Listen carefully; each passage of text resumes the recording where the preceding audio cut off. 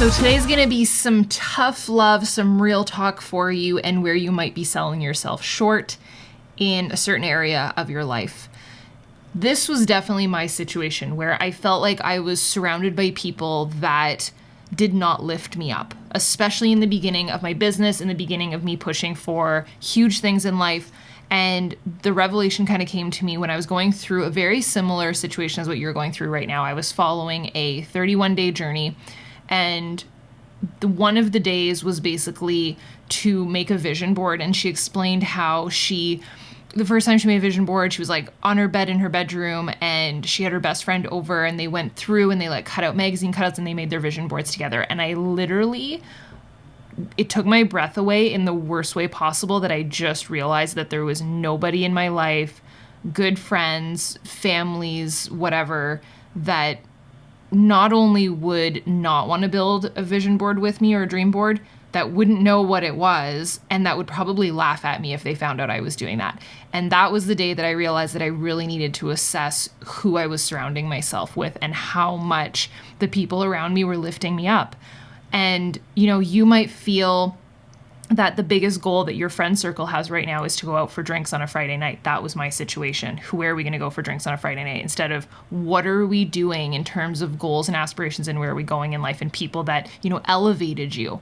And that was really something that I took to heart. And I started to realize that you are the average of the 5 people that you hang around with most. So I want you to think about the 5 people that you hang around with the most, whether it be your coworkers, your family, your friends, and what the conversations look like.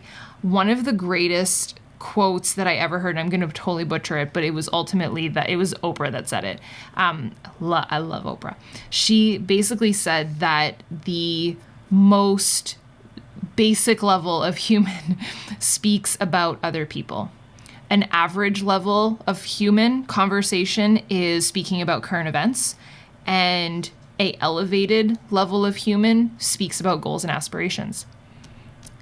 I just feel like she nailed that, because that's what I love most. When I leave a dinner, when you think about that you're at a dinner with friends and you leave and you feel so built up and so amazing, it was either A, that you just laughed and had the best time ever and it was so positive and amazing, or B, that you talked about your goals and your aspirations and your future. When I look back, at least in my own experience, when I look back at just amazing memories and trips and dinners and things that we did with friends and family, it was always that. We either laughed, had a rip-roaring good time, and it was super positive and uplifting, and or we spoke about the future and goals and aspirations and things that we've accomplished in the past and amazing memories and how far we've come and just what the future holds for us and looking forward to that.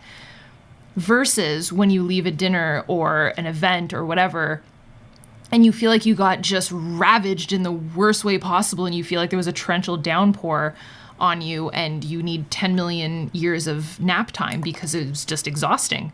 And I've definitely been there. I've so been there. And that was probably a circumstance where there was a lot of talking about other people or just current events. And you know what, friend? There is Twitter for that. And that is why I don't have Twitter.